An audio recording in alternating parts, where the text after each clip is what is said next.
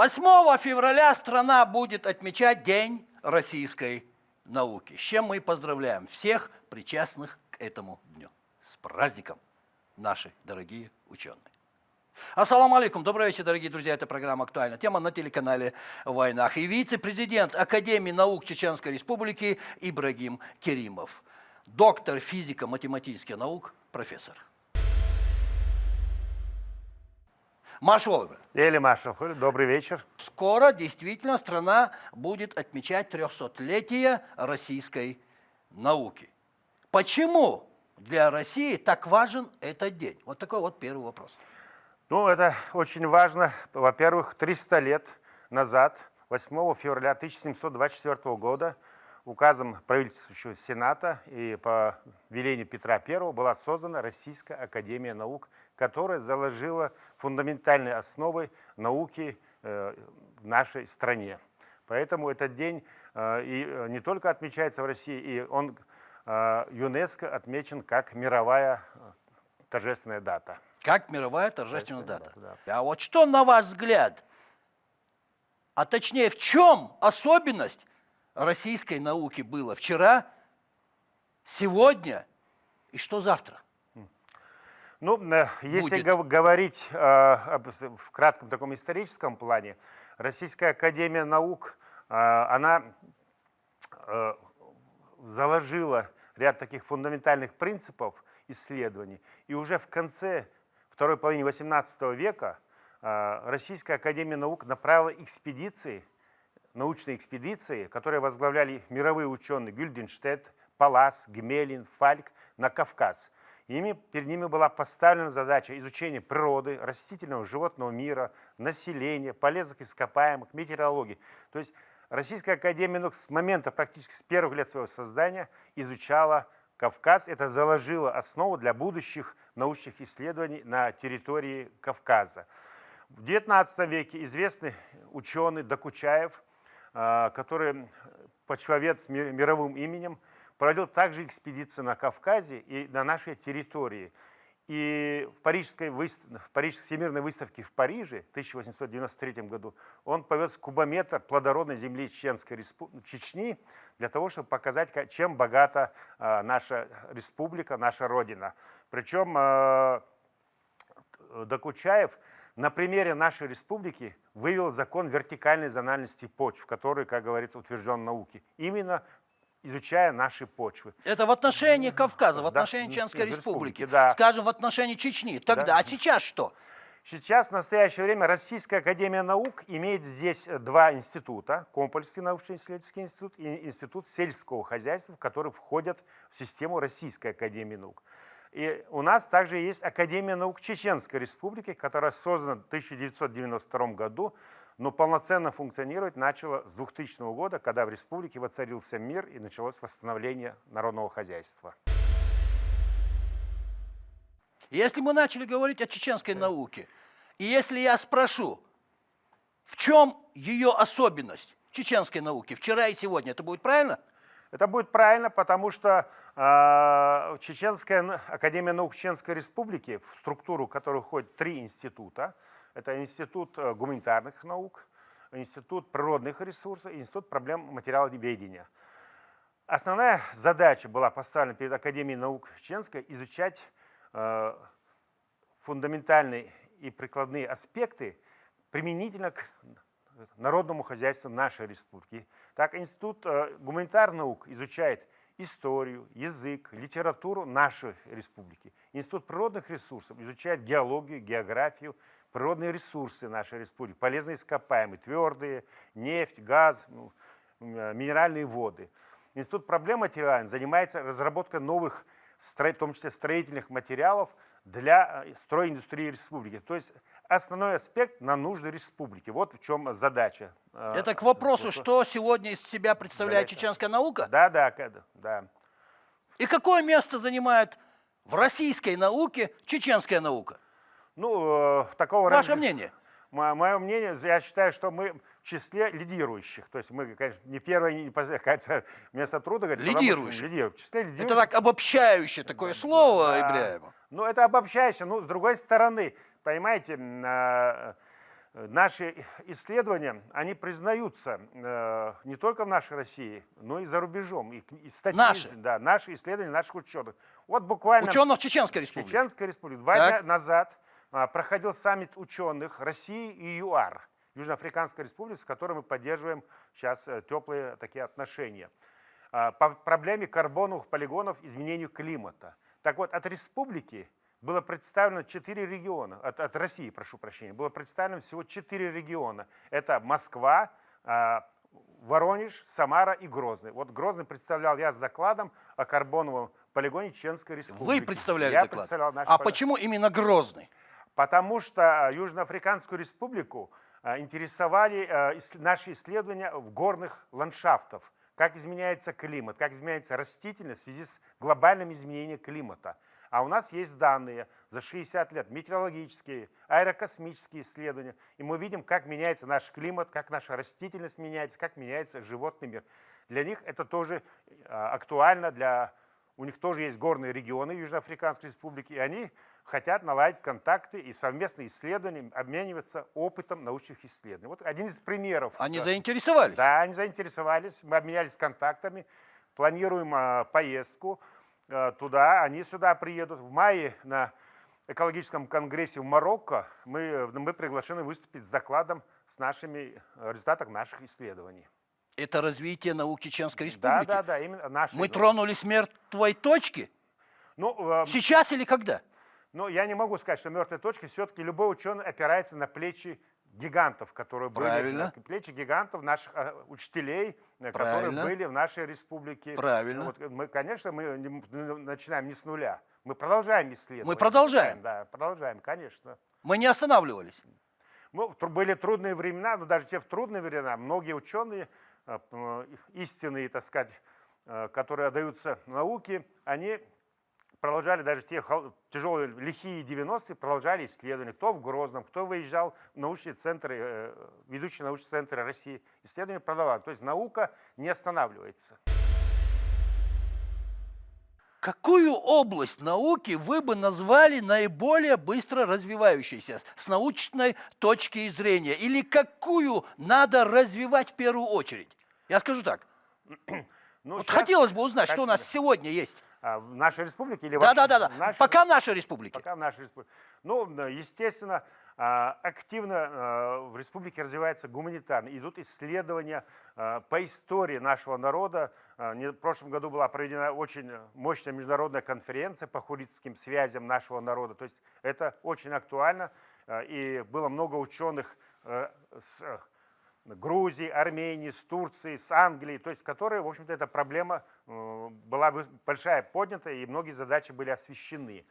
Активно в нашей республике развиваются поиски месторождений полезных ископаемых. Мы знаем, что мы нефтяная республика, но у нас очень много твердых полезных ископаемых, месторождений строительных материалов, подземных вод, геотермальных вод. Поэтому у нас есть почва для исследования, одно из наиболее перспективных направлений – изучение нетрадиционных источников энергии. Это геотермальная энергетика, солнечная энергетика, ветроэнергетика, которая в республике уже набирает темпы и развивается. Это вот один из аспектов. Активно развиваются у нас информационные технологии, в том числе применение искусственного интеллекта для решения многих задач и науки, и техники. Вот такие ключевые, на мой взгляд, строительная индустрия у нас развивается, новые материалы, новые методы возведения зданий, сооружений. То есть у нас по многим направлениям наше научное исследование... Наука присутствует, присутствует во многих направлениях развития.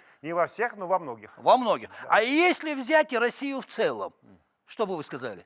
Как вице-президент Академии наук Чеченской Республики. Если взять Россию в целом, и задачи, которые стоят перед Российской Академией наук, сейчас идет на то, чтобы Россия занялась импортозамещением, потому что многие технологии, мы понимаем, передовые технологии были развиты в западных странах. Мы должны разрабатывать свои аналоги, не уступающие ни по качеству, ни по технологии. Поэтому основная задача именно такие разработки. А предпосылки есть к этому? Есть, в целом по России есть, конечно. По России есть? Да, конечно, есть. Разрабатываются сейчас технологии на уровне, многие технологии разрабатываются. И я думаю, что мы в ближайшем будущем будем, как говорится, больше пользоваться отечественными продуктами, в том числе программными продуктами. Не всегда зависеть от больших, так сказать, компаний, которые... Мы возвращаемся домой? Да, да, это хорошо. Это хорошо. Вы меня простите, Ибрагим, а если я спрошу, как вы, как вице-президент Академии наук Чеченской Республики, оцениваете науку Чеченской Республики и науку России в целом? Что бы вы сказали? Ну, я считаю, что наука в Чеченской Республике, она динамично развивается и, как говорится, следует, ну, если сказать корректно, за старшим братом, потому что у нас, к сожалению, еще нет такой мощной лабораторной научной базы, которой мы могли проводить такие высокоточные исследования. Мы поэтому вынуждены ряд исследований проводить в ведущих научных центрах. У нас, к сожалению, пока еще нет научного центра РАН. Он есть в Дагестане, есть в Осетии, есть в Кабарде, есть в Татарстане, Башкирии. У нас только 2 института, и в принципе сейчас руководство нашей республики поднимает вопрос о создании такого научного центра РАН. Потому что в той же Татарии и Башкирии научные центры РАН, Российской академии, соседствуют с национальными академиями наук Татарстана, и Башкирии, и Якутии. 4 республики всего в стране имеют национальные академии наук. Ну и мы работаем над этим вопросом. Да, работа активно. Наше правительство сейчас недавно провело переговоры с руководством Российской академии наук. Этот вопрос поднимался, то есть это вопрос в стадии, как говорится, обсуждения и решения. Смотрите, Ибрагим, юбилей в этом году приходится отмечать непростой экономической и политической обстановке, вы это знаете. Сказывается ли все это на планах развития науки? И придется ли их как-то корректировать? Вы знаете, что вот... Я уже говорю и про Чеченскую Республику, и про Россию в целом. Я вас понимаю. В мае 2018 года президент России Владимир Владимирович Путин издал указ о праздновании 300-летия, это за 6 лет практически. И активно шла подготовка, и выделялись немалые средства. И вот я что даже отмечаю сейчас, руководство страны уделяет огромное внимание развитию науки. Вот вроде бы сейчас тяжелые времена, но тем не менее объявлен конкурс на мегагранты по 100 миллионов в год исследований. От нашей республики 3 заявки ушло.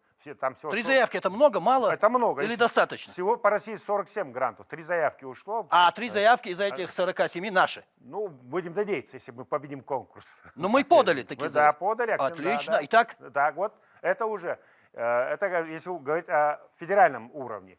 Теперь наша республика совместно с Российским научным фондом проводит региональные конкурсы. Это на софинансирование из федерального и местного бюджета региональные конкурсы. Это тоже поддержка для научных коллективов. Выделяются деньги сейчас на издания. То есть, в принципе, Россия понимает, что тяжелое это время, без науки не будет технологий, не будет современного производства.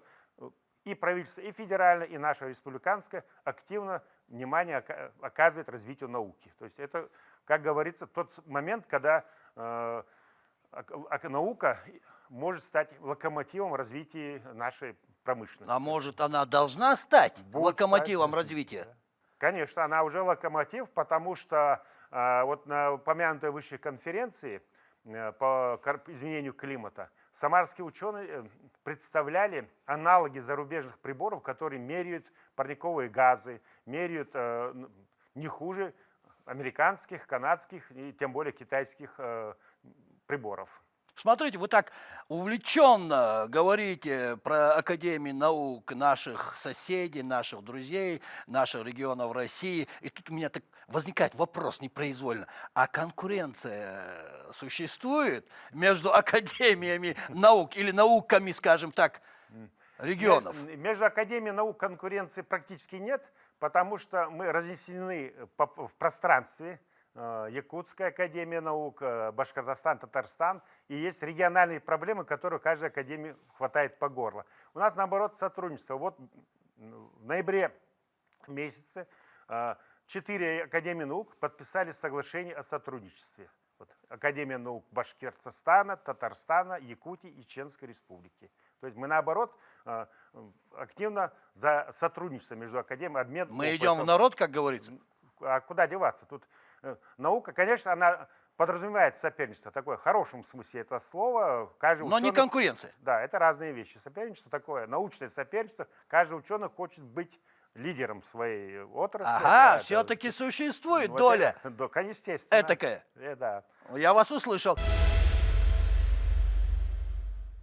Все люди, Ибрагим, думают о будущем. Мы тоже думаем о будущем. А если представить науку будущего, то что, по вашему мнению, пока достаточно фантастично, но обязательно будет изобретено или открыто?